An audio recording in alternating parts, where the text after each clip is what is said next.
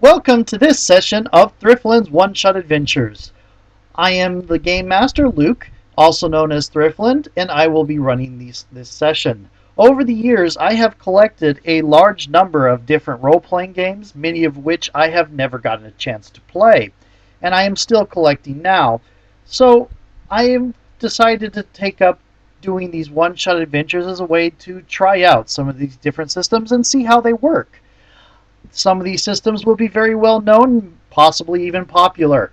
A number of them will be obscure and independent offerings. I hope you enjoy all of them equally, and I hope that they all end up performing well. And thank you for joining us. Have a good listen. Okay, welcome to Thrythlin's One Shot Adventures again. I am the GM Luke Green, and today we are going to be starting with Numenera character creation, and we will likely also be having some discussion regarding the gameplay rules and some of the character creation situations. I was originally going to put in some mods to put it closer to mine and my group's more normal game style, but it was decided that we're going to play it read as written so that people can see what it is just flat out of the box. And we're going to start with character creation this time and go ahead and have people introduce themselves. Let's start with Anne. Hooray! I'm in. Sorry, what else did you want me to introduce? Well, we haven't made characters yet, so there's nothing else to introduce, I suppose. And the other two players we have right now are Iban and Doc, and we might have a fourth, but that is uncertain yet. For the moment, let's talk about character creation. I'm gathering everybody had a chance to look at the blog post that I put up regarding the summary of character creation. Respond as desired. No, this is the sound of a class when the teacher says, I'm sure everyone's read the required reading for this course. Well, I was kind of sure that everybody had read it because I got some commentary and specific questions regarding it. Iban, you said you were musing over character creation. Did you have a specific character type that you had in mind? Yeah, I was thinking of playing a Glaive. Okay, a Glaive. But I can be easily convinced to play something else. Yeah. Okay, we'll start. Go ahead. Actually, Iban, I think that will work out nicely because Anne will play an insane mage and I'll play a jack. Oh, it's like you know me too well. I used to go for other things, but through negative reinforcement, I got to the point in which I have to play something that is combat capable. Otherwise, I'm very uncomfortable. Too many of my characters have died horrible deaths. Wow. Yeah, I used to play with GM, and I used to bring 2-character sheets to my games. It was like my current character, and this one is already made for when my poor guy dies. So yeah. And I'm going to go ahead and start writing some documents on my end for character sheets, just so I have it ready. Let's see. We were talking. Anne was a Nano, insane mage. Doc was talking about a Jack, and Iban, you were talking about a Glaive. Mm-hmm. I'm typing it out. For the people at home, these are basically what in another game system would be called classes.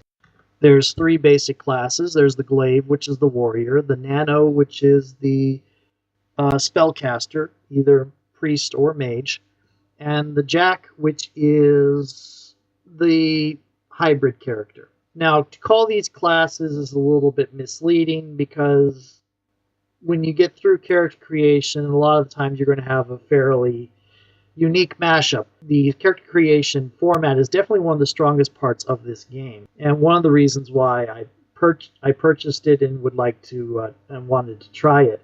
The gameplay itself is where we start having issues. Now, in character creation, you are trying to fill in the blanks in a particular statement, and that statement is, I am a adjective, noun, who verbs. An adjective, noun, who verbs. Yep. I love how in English you can make a verb out of the noun verb. Such a wonderful language. Anyway. Hey, we bastardized a bunch of languages to get where we are. Sorry, I'm just flashing on Ranma half and anything goes. Okay. Yeah. So we'll start with Iban, and we'll start with descriptors now. And descriptors would be the adjective part of that, since everybody's chosen Glaive, Nano, Jack. And there's a particular list of descriptors. I put them on the blog that you guys saw earlier. Do you need a relink to that? Yes. I'm good. Okay, going to relink to that. There you go. That'll give you some of the summary. The base book starts with 1, 2, 3, 4, 5, 6, 12 different descriptors. Each of them is going to give you some basic capabilities that'll add to the basic capabilities you get with your type. The descriptors involved are charming, clever, graceful, intelligent, learned, mystical/mechanical, rugged, stealthy, strong, strong-willed, swift, and tough. We're going to back up a little bit, and I'm going to give the basic first-tier capabilities for the different classes. And actually, no, I'll open up a Google Docs. I don't have Ivan's email. So, okay. We'll start with the Glaive. Glaives start with Might 11, Speed 10, Intellect 7, and 6 points that they can distribute it wherever they want. And just so you know, speed is for things like dexterity and ranged attack, finesse weapons like rapiers, that sort of thing. And might is for strength, jumping, climbing, that kind of thing. Intellect is for anything using the mind or personality. Okay, so I put in the stuff for Iban's character. You have 6 more points you can put to might, speed, and intellect. What would you prefer to... We'll actually go through Iban's first, and then we'll go to Anne's, and then Doc's character. We'll do it in a sequence. Iban, where would you prefer to put your 6 points of might, speed, and intellect?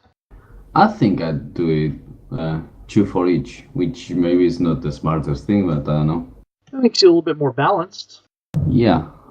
Okay, and which physical skill would you like training in? Balancing, jumping, climbing, or swimming? Which one will allow me to do acrobatic stuff? Probably jumping more than the others. But though acrobatics would probably be its own skill, but jumping. Well, jumping it isn't. There are other ways you can get acrobatics later on. Okay, you are practiced in armor, which means you reduce the penalties for wearing armor by 2, which means light and medium armor do not slowly kill you. Which is something... It's not a bad representation of what wearing heavy armor is, but it's a funny way of doing it.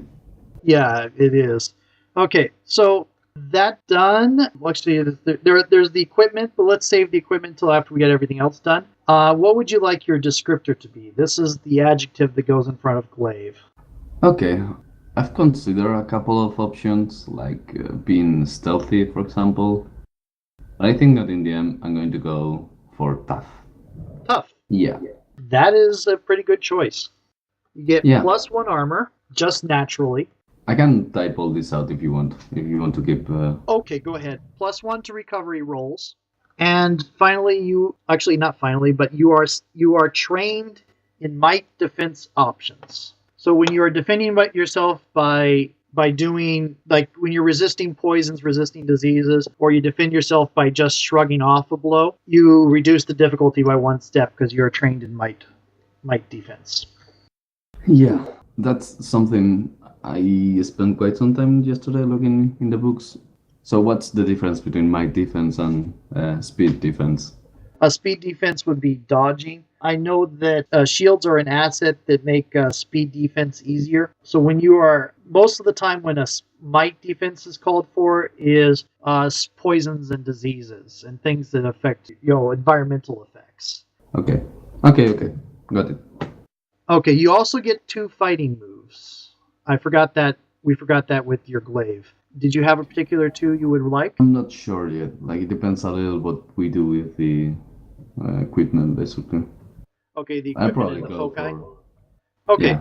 let's go back to the fighting moves after we've done your foci. Did you have a particular foci you were interested in? Okay, this is where I think the real problem starts with the options, because the idea behind many of the options is great. It's like, I want to be a glaive that basically has a flaming sword, but if you read what Bear's Halo of Fire does, it's like, this is useless for my character. I'm not going to do anything with it. Yeah, one of So the in- main. I mean, a lot of the stuff it's really mostly useful for nanos. Yeah.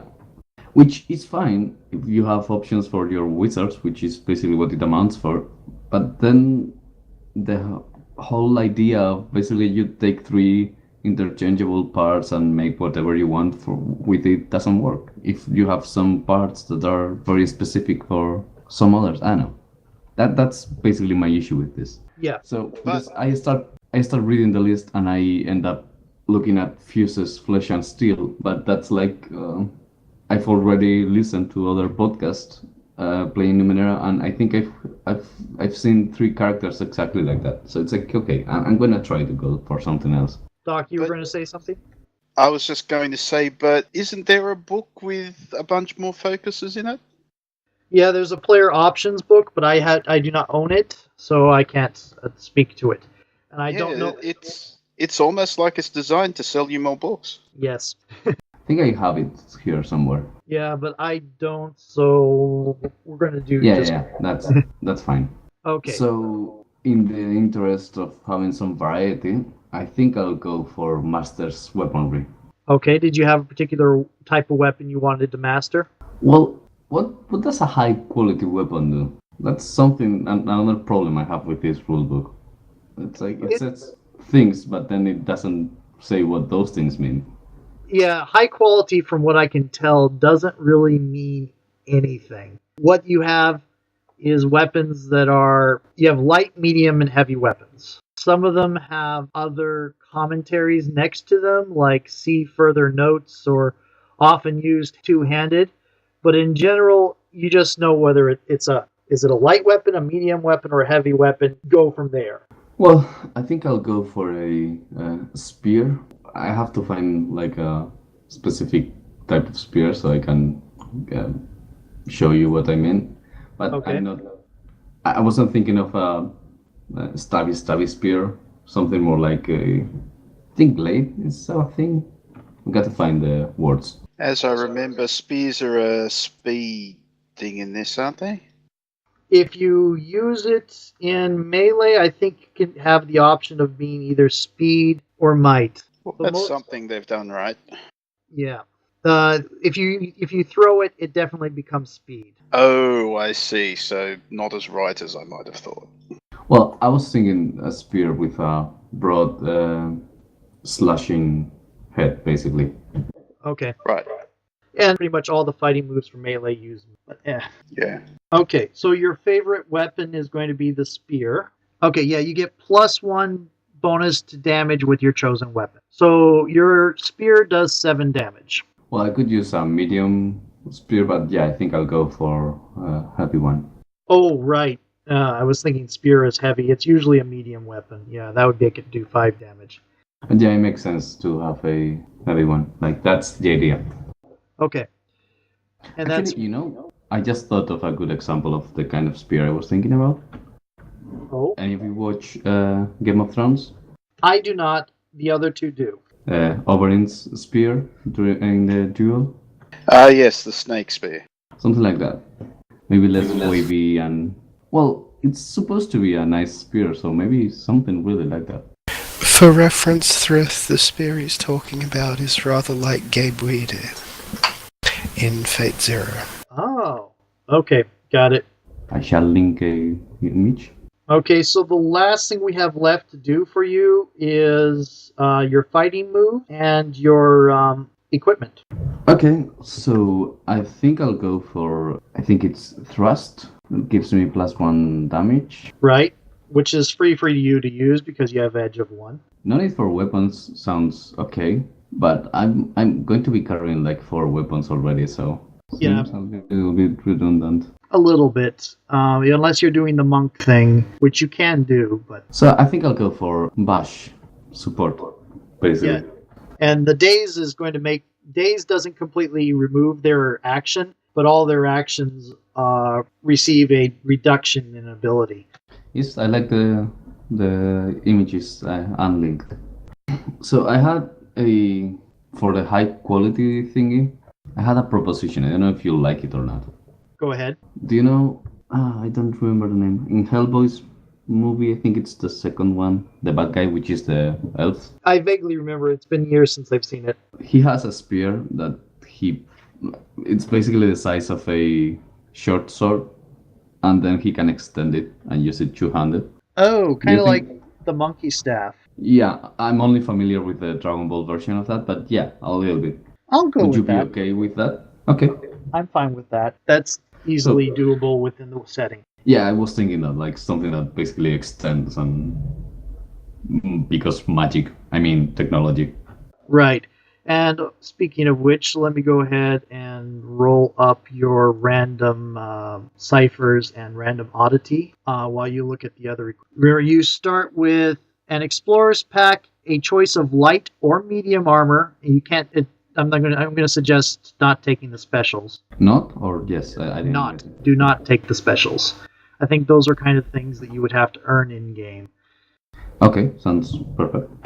Now, one of the things that they say is that each person is only able to carry a certain number of ciphers on them, which seems odd because the ciphers are basically grenade-like or potion-like items that only are used once. Their explanation in-universe for this is that the ciphers are cobbled together unstable things that when you have too many of them in one place without the expertise to keep them from interacting, that bad stuff can happen. But they pair this with the blatant admission that the reason they did this is because they want to make sure characters are not hoarding ciphers and use them regularly, and that the GM's just giving them ciphers like candy so that they use them all the time. It's like the thing of this setting.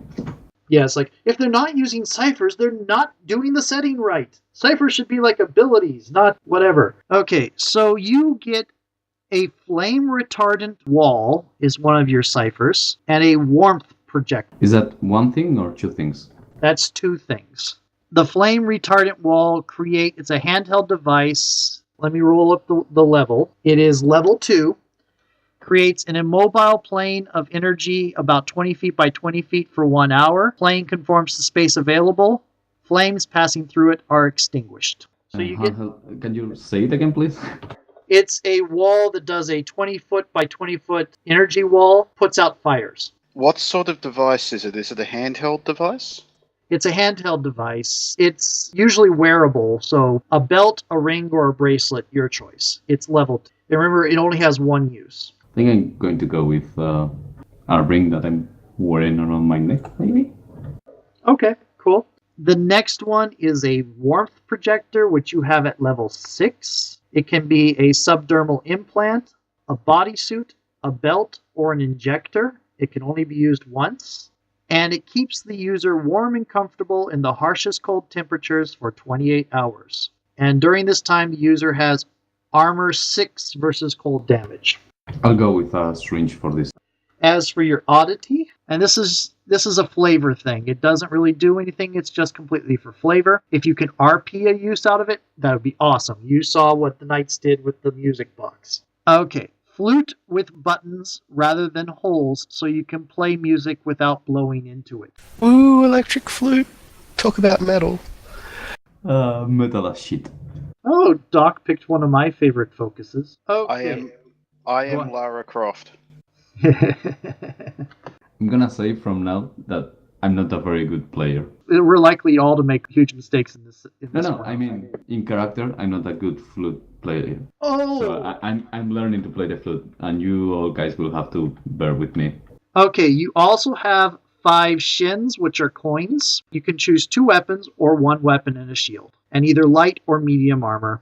And an extra light weapon. And an extra light weapon, you're right. Do you Okay. want Yeah, Let's go with the armor first. Do you want light or medium armor? let's go with medium. Do the different armors have any effect other than different names?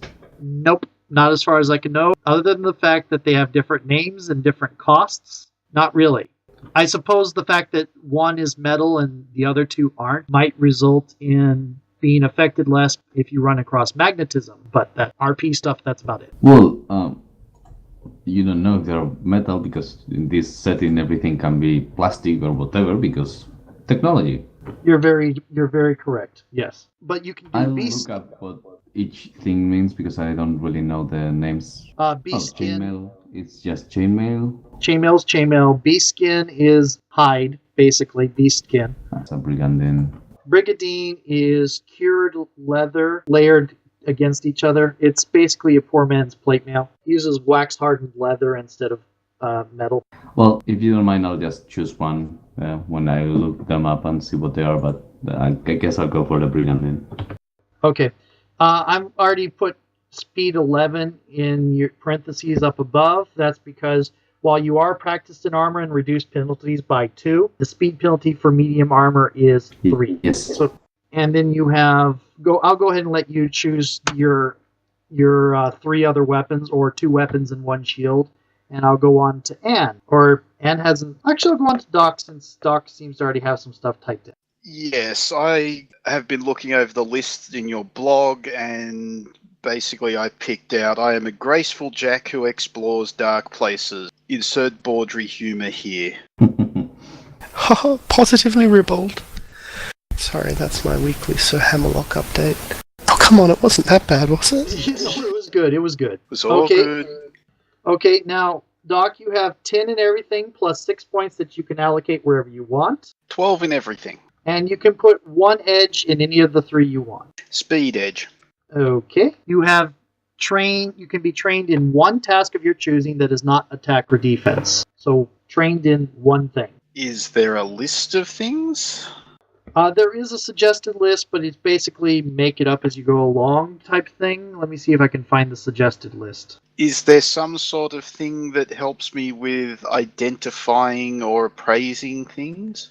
Identifying is one That's of the Numenera. particular tasks. Identifying, do you have a particular set of things you want to identify? Numenera. Actually, there is a Numenera skill. So trained in Numenera? Sounds good. The game is about exploring and uncovering weird technical stuff. I figure that will come in handy. Right. You also have your flex skill, which lets you choose a different skill each day. You don't have to change it if you don't want to.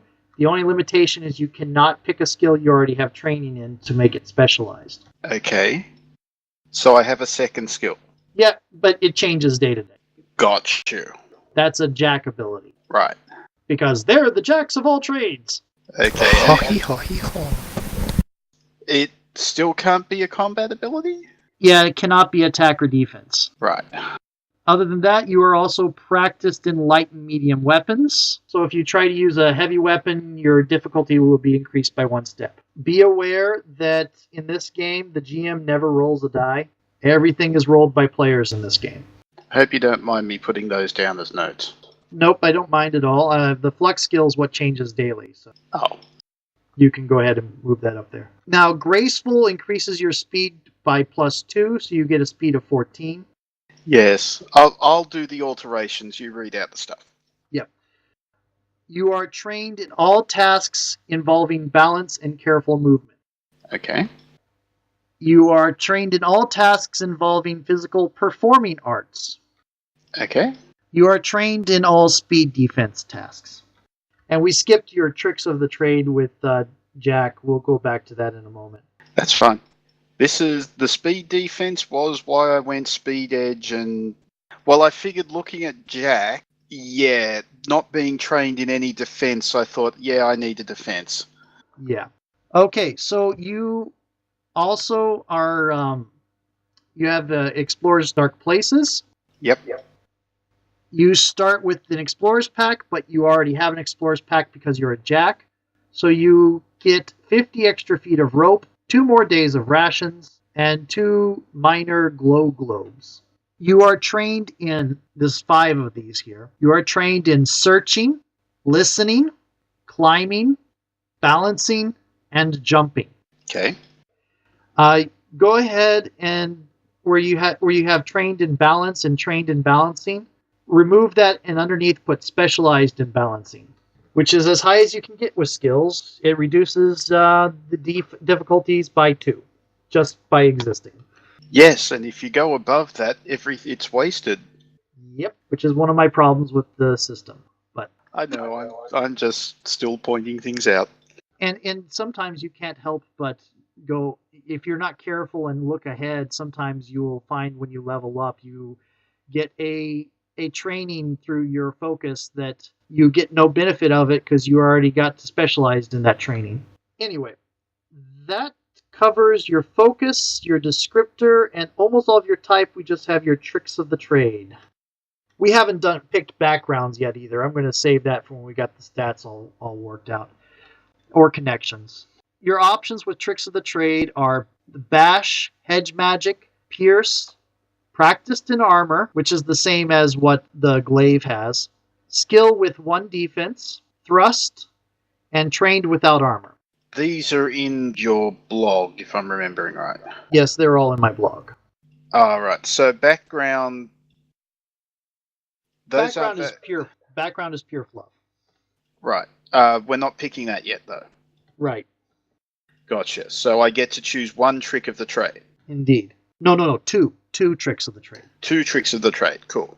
You can move yourself up to being specialized in speed defense. You can pick up hedge magic.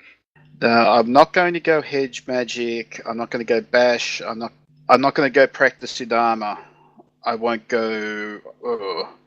So that leaves me with pierce, skill with defense, thrust, trained without armor. Right. If you get trained without armor, then picking up skill with defense would not make sense with speed, because I'm assuming if you get trained without armor, you're probably never going to wear armor. Yeah. Yeah. How's it? Train without armor is for the speed defenses when you are not wearing armor. Correct. Yep. So it would specialize you if I'm following right? As long as the character doesn't wear armor, she would be specialized in speed defense. Which is about as good as it gets. Well, if you have a shield, it would be even better. If you have a shield, then you would be reducing difficulties of speed defenses by 3. Yes. I just read Anne's character. Oh dear. Okay, so here's what I'm asking myself. Why would you pick that rather than skill with defense? Do you have both options? I do not know. The only reason I could see for picking skill with defense and trained without armor is if your focus and your descriptor did not give you any defense training, so that you could get to specialized in speed defense right off the bat. Gotcha. Or for thematic reasons if you wanted to play a monk. How much does practice in armor reduce wearing armor? Reduces penalties by 2, so you would have no might cost per hour, and the speed pool would be reduced by 1 for medium armor. For light armor, you would have no penalties whatsoever.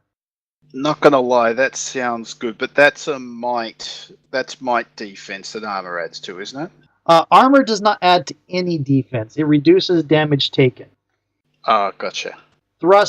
Shields will add to speed defense, but armor just reduces the damage taken in case you actually get hit. Okay. Yeah, I'm thinking practiced in armor and skill with defense. Which defense? Speed? Speed. Okay, that would put you up to specialized in speed defense, and you can get the practiced in armor, which reduces penalties for wearing armor by 2. Okay. And I have to roll up your ciphers. Yep.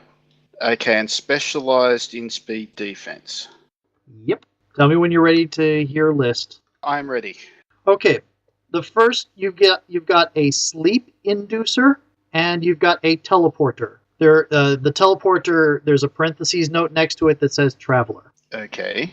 I gotta roll levels now. The sleep inducer is level 3. It can come as a pill, an ingestible liquid, a fingertip cusp, a ring or glove, an injector, or gas sprayer. Its effect is a touch or ingestion puts the victim to sleep for 10 minutes or until woken by a violent action or extremely loud noise. Is that good enough for my notes, or? Yes, that's good. Now, the teleporter can... Oh, I have to roll a level again. Is level 9. It is... You can use it as either a belt, a wristband, a ring, a full bodysuit, handheld complex device, or a handheld device. It's a belt.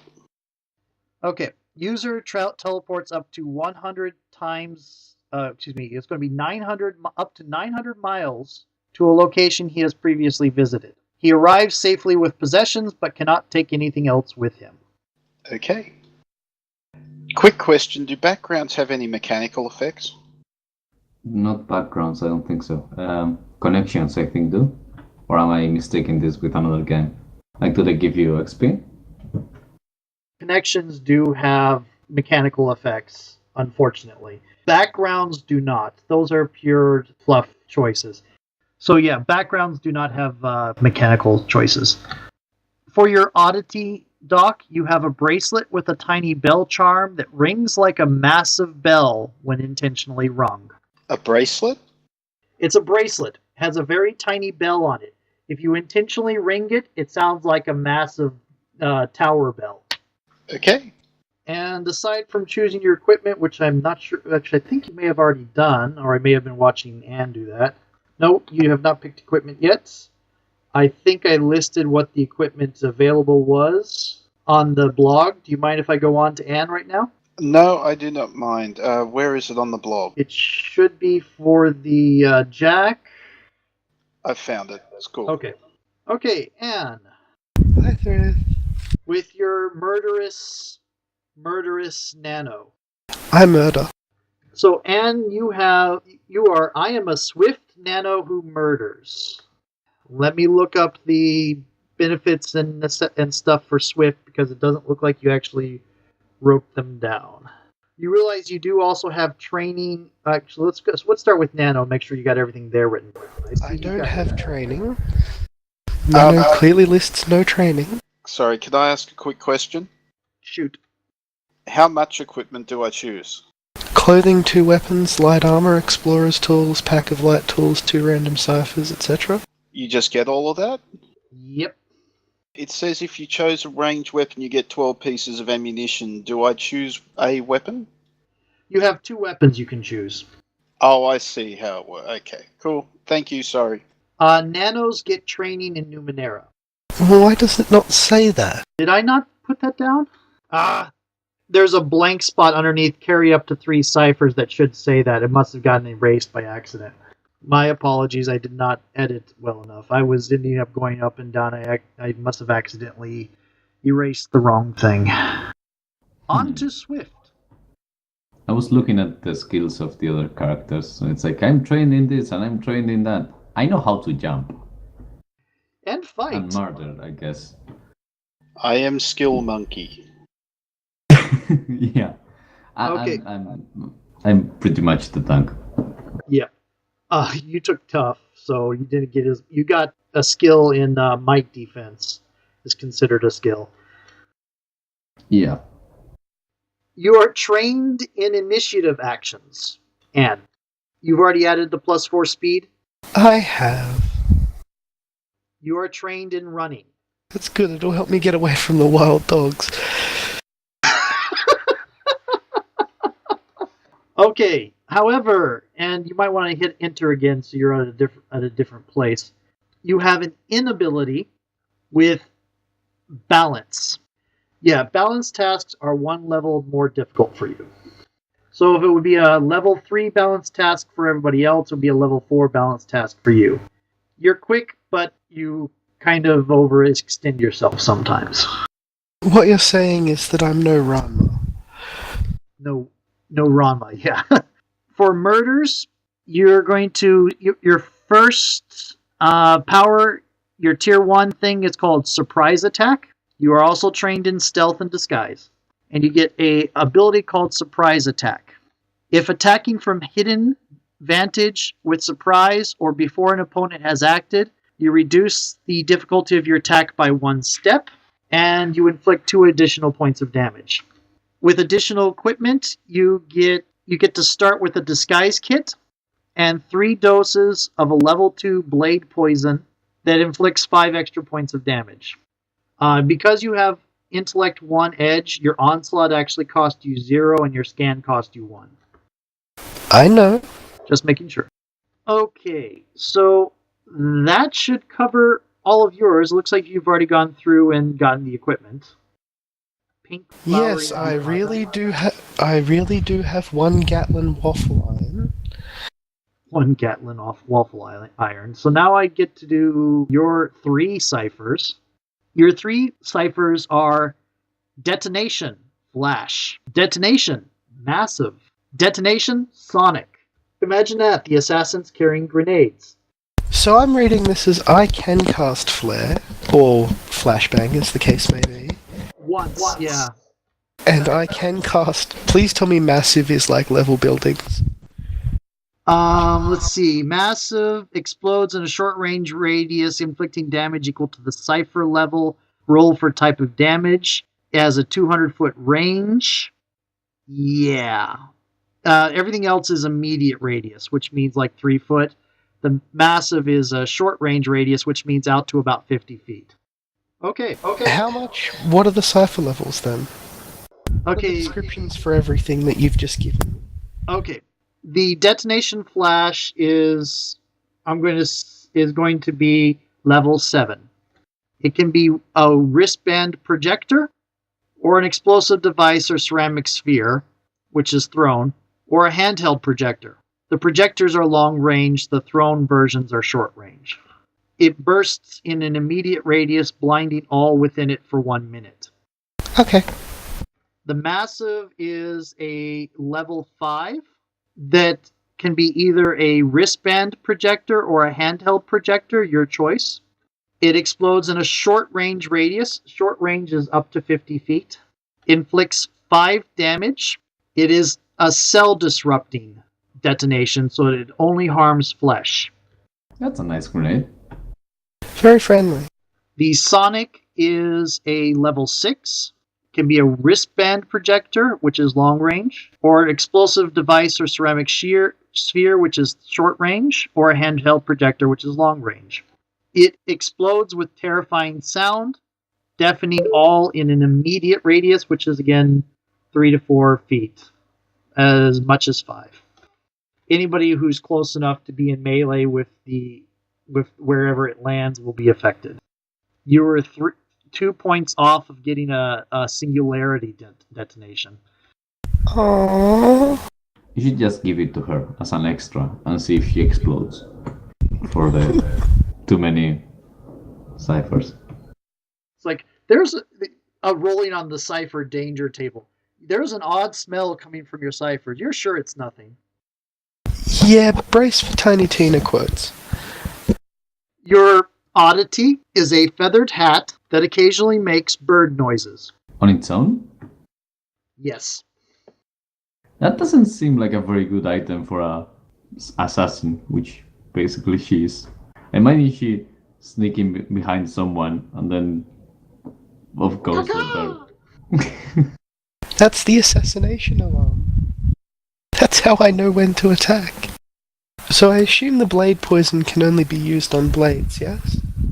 It has to be used on something that will cut. And are you going to make your onslaught force or psychic? You have to choose at this point.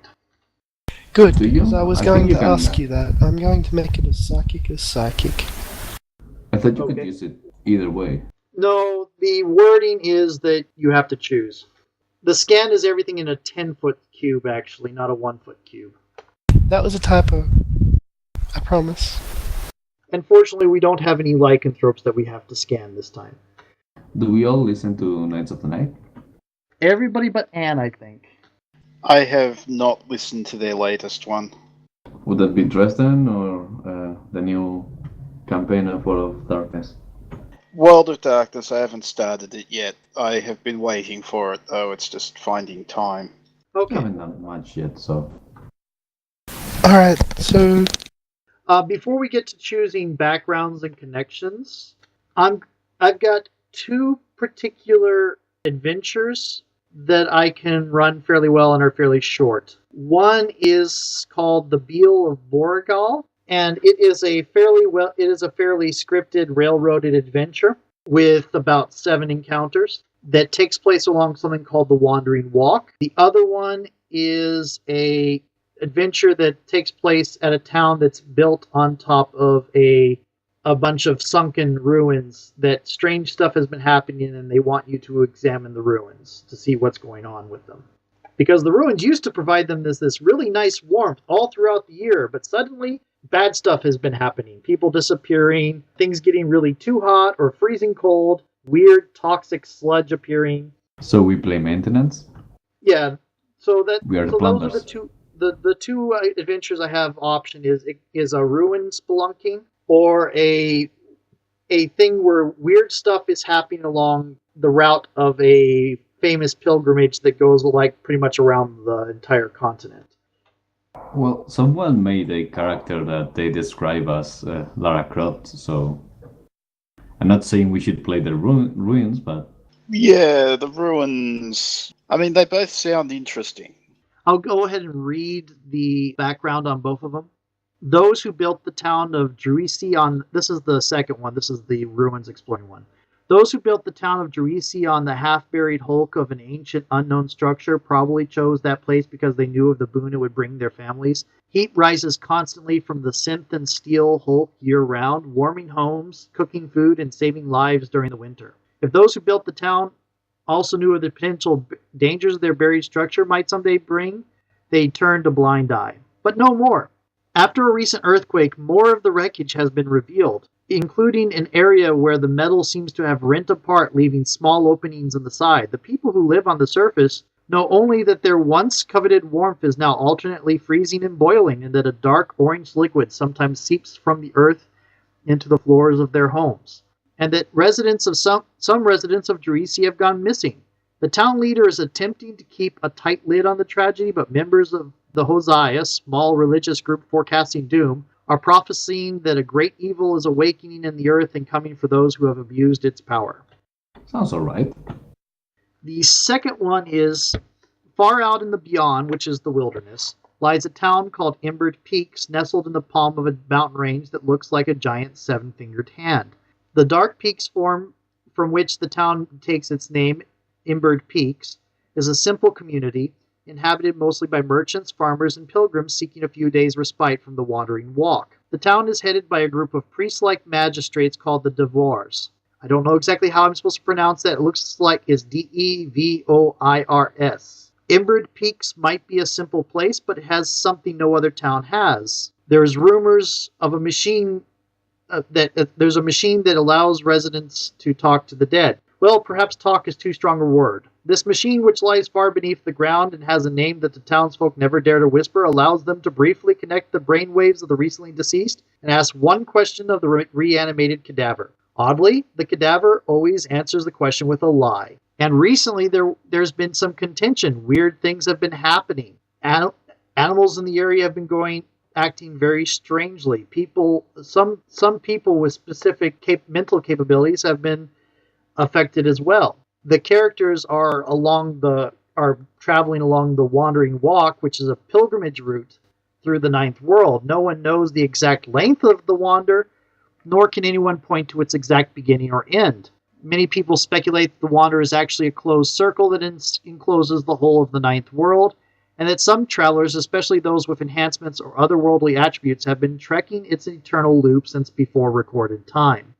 And there are lots of stops and villages along the wander that get business from the pilgrims.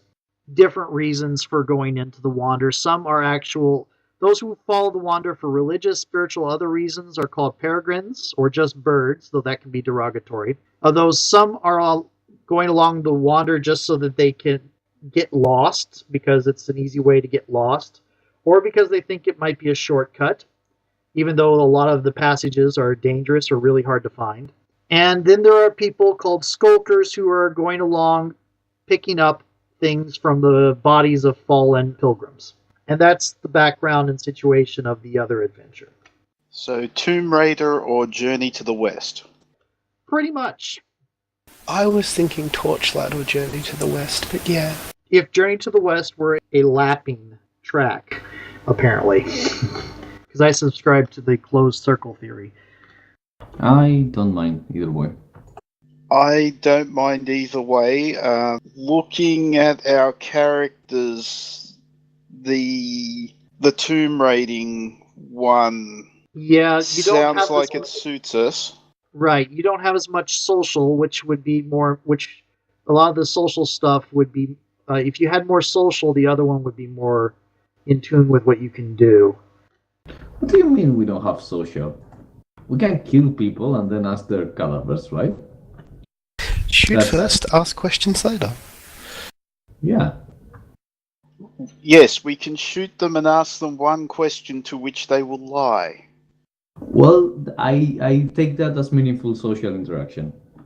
Oh, you are perfectly technically correct, Iban. Is it wrong that I immediately defaulted to insufferable bitch logic, and my question is always going to start with, if I commanded you to tell a lie about whatever I want to know, what would you say? That's a good question. The device immediately implodes, taking half the continent with it. Worth it. As long as it's not the half I'm on. In all likelihood, the rumor that you guys would have heard, and because I'm not exactly sure I should have, that background was supposed to be read to players, but in all likelihood, the rumor you guys would have heard was that there is a resurrection machine somewhere in the area. We're role players, we can separate player knowledge from character knowledge. That's what I figured. We're all pretty good at that. One guard always lies, and one always tells the truth. Which one do you spray with pepper spray? You're reminding me of Order of the Stick. I'm remembering the frog from 10th Kingdom that says, "You can ask me one question, and I always lie." Oh my god, you stabbed me! Why would you stab me? You didn't stab him! Why didn't you stab him? Which one is that? That's from Order of the Stick. Belkar's right. answer was stabbing one of them and seeing which one lied about it. Right. The answer in 10th Kingdom was they took the frog and threw him down one of the doors to see which one led to instant death. And they threw the frog behind the door while they were after ranting at him about, "What is it with you people? Why is it not unless you can cut the hair off of a giant's head? Blah blah blah blah." And he threw the frog into one of the doors, closed the door, and a couple seconds later there was an explosion. He says, "Okay, that door." Yeah. Sorry, but if the frog always lies, what makes you think either of the doors is safe? This is a question. It was it's probably the most poorly designed of the situations in the entire sequence, and they probably didn't design it very well just because they were going to do the Gordian knot thing. Is 10th Kingdom the one with the werewolf? 10th Kingdom is another one of those the fairy tales in real life thing. Oh yeah, I have a friend who's like, this is childhood stuff for her, and she made me watch it. It's pretty good. I would not call Wolf a werewolf though. Yeah, well, something like that. He's my friend's crush for me in that thing, so that's what I remember. He has a tail, and he's supposed to be a descendant of Red Riding Hood and the Big Bad Wolf. Unfortunate implications go. Apparently there's an all in the manual section somewhere on that series. I have no problem with that. So, looks like it's going to be the tomb raiding one. Okay. Which is called, I'm going to avoid calling it by its name because I've already spoiled a lot. We're going to go towards backgrounds and connections. Backgrounds are purely fluff. They're pretty much mirrors of each other. With the Glaive, you can get your background from intensive training, inborn traits, or biomechanical modification. I'm gonna go for inborn traits.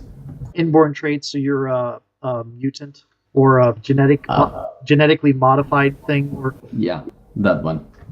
There is actually an option for playing mutant, but I decided not to go with it since it just complicates things.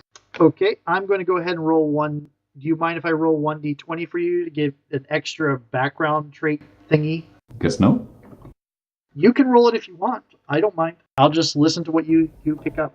I don't have the dices here, so I don't mind. Also, I don't know the table, so I cannot cheat. I mean, yeah, you roll. Okay. You trained. I rolled a 4. You trained with a highly respected mentor. He regards you well, but he has many enemies.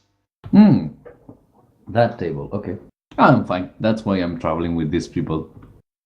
I had to make myself scarce for a while. Then we go on to Anne. Your Nano, are you going to be going from Forbidden Knowledge? I am cyborg wizard. Sorry. Okay, do you want to roll the d20 or should I roll the d20? I rolled a 5. Your mother was a powerful Nano while she lived, helpful to many locals. They look upon you kindly, but they also expect much from you. Oh my goodness. How does that fit with your murderous mother? Either the mother did something other than murders, or the townsfolk, or there's a hereditary assassin position with that town that protects the town. That. I'm trying to. Oh, that protects the town. That would make sense. Because I was trying to figure out how a town would support a assassin. It's up to Anne. I'm just sitting here looking at it could be a ninja village. I'm a hereditary assassin beloved by the townsfolk. Believe it! Don't make me destroy you. Okay, Doc. I rolled a 17, or you can roll for me. I don't mind. Okay, but are you going to go with the hard knocks, the cobble jumble? So we had 2 people with genetic modifications, and we got a cyborg. A cyborg wizard. Cyborg wizard. Okay, number 17. You once saved the child of a local noble from a fire, and she is very grateful. Giggity. Now we come... Go ahead. I just said cool. Now we come to connections. For the Explorer's Dark Places, one of the other PCs has been your adventuring partner in previous expeditions, and if the 2 of you cooperate on the same task, you both get a +1 to any die rolls related to that, including fighting the same foe. Do connections come from the descriptor or the focus, or both? From the focus. The descriptors actually have a list of how you're connected to the initial adventure. Oh, okay, yeah. Which way I can also list those.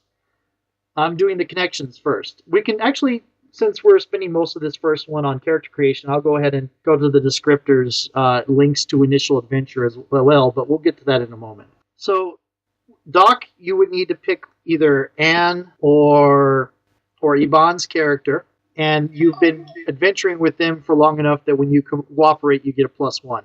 I'm going to pick Anne's character because I'm trained in Numenera and she's a Nano. Right. Then Master's Weaponry, Iban. You pick one other PC. That character shows potential in the use of your favored spear. You would like to train him or her, but you're not necessarily qualified to teach. Up to you. And they may not be interested. Also up to that player. I think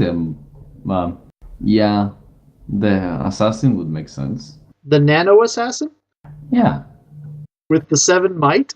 I'm not saying she must be good at it. Or do you want to, like, do you feel it would be interesting to be with your character?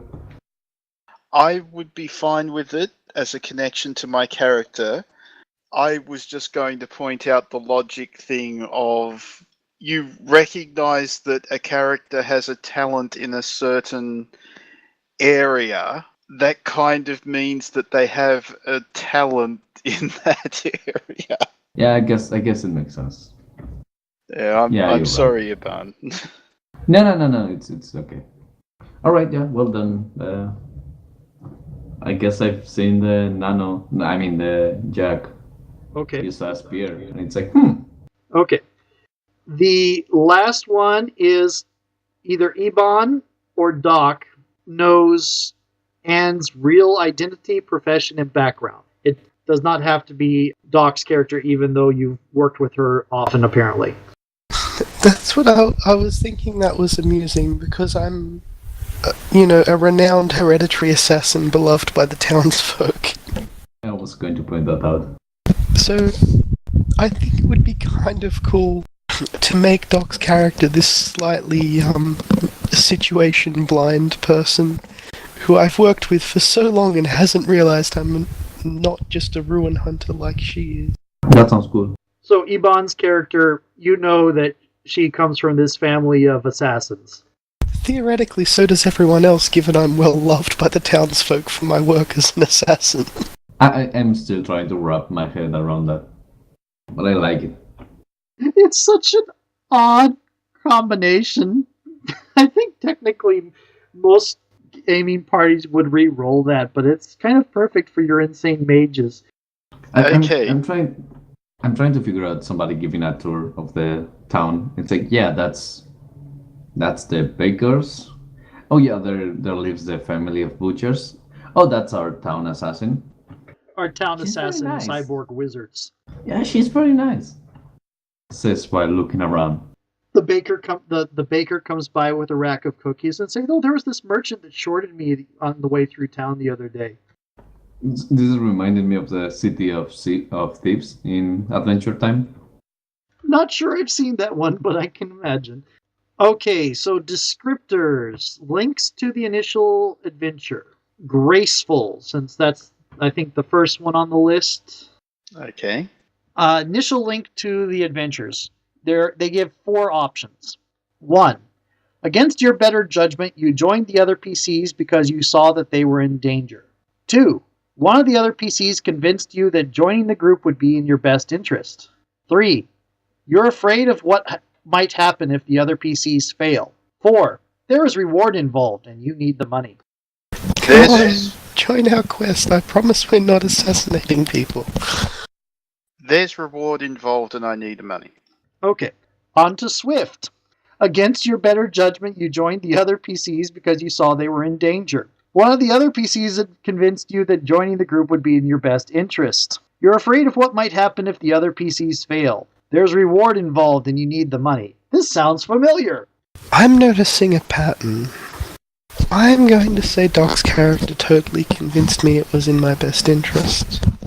Doc heard money and then went to talk to his character's old friend, Tiny Gecko. Get it?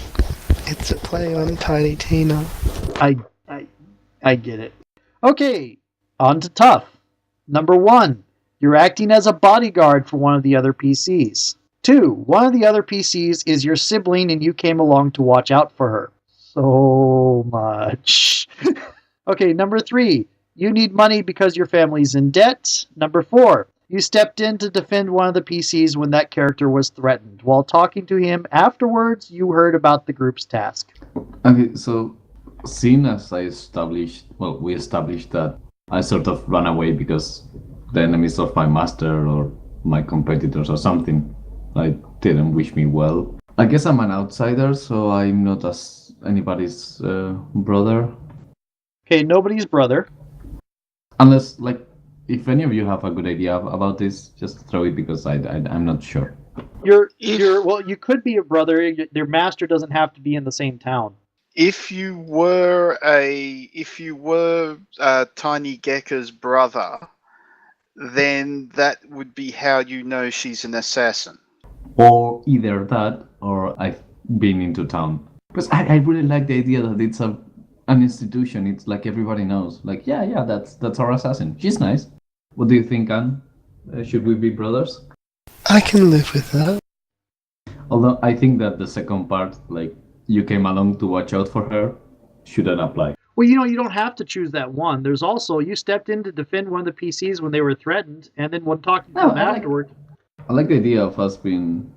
saying that we are brothers is not correct, in English, because boy and girl should be siblings. It would be siblings, yes. Brother, sister, okay, usually. Yeah. I like the idea of us being siblings. But look, I'm thinking someone is speaking up to her and someone is aren't you going to do anything? It's nah, she can handle it. Cut to the next scene, and the other guy is like bleeding out in the floor. By the way, as to the Gates of Babylon thing, if you had a Nano who masters weaponry, their attack all their spells will start to take the appearance of weapon-related effects. Yeah, but that's more unlimited blade works than Gate of Babylon. This is true. In fact, the barrier esotery, not spell, they call them esoteries. The barrier esotery turns into a blade barrier. But yeah, I'm not exactly sure how you could do Gate of Babylon in Numenera. Probably if there was a focus that relied on telekinetic manipulation. There's one. Take that as a glaive, then. Mind over matter. But I don't think it's useful for fighting. They suggest that it is. But they are lying. Right. Okay, this is being recorded after we have finished the last session of the Numenera adventure. I will go ahead and say at this point that we did not have a very positive experience with the system. And the adventure design of the adventure, if I had to do this over again, I would have picked a different one of the published adventures to run, because the one that I did choose, while we thought it was going to be one thing, turned out to be another, which is unfortunately rather endemic to Numenera as a whole. Whatever else we end up saying about Numenera, the setting is wonderful. We all love the setting. It is very evocative. The art is beautiful, as you've seen if you've been watching the video along with listening to what we've been saying. However, while I could recommend that picking it up for the $19.99 that it's being sold for as a PDF on drive-thru is worth the setting and the art on its own. The gameplay itself is not something I would recommend to someone, but this is based off my particular play style and biases. It is not a narrative system, and it is not exploration based.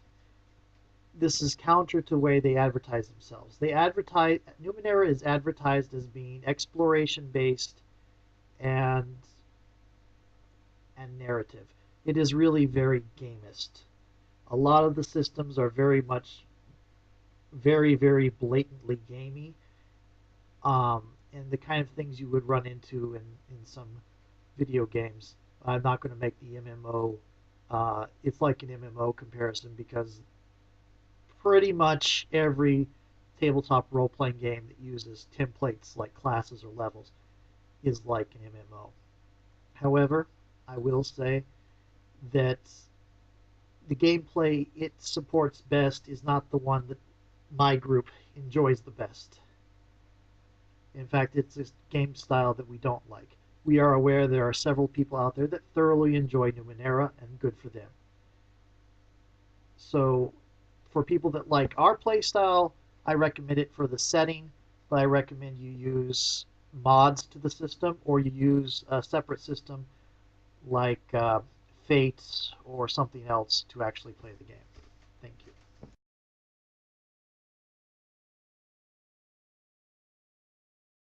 I'm not a good flute player. Oh! So I'm learning to play the flute, and you all guys will have to bear with me while we're camping. Sort of like me in music mode on Lord of the Rings Online. Sort of like Jappa's character whenever he tries to roll in Ali's game. Yes. Hey, Jappa rolled over 20. Indeed. It's which was just immediately followed by me critting. Yes, this was the problem. His name is Jeg with the extra leg.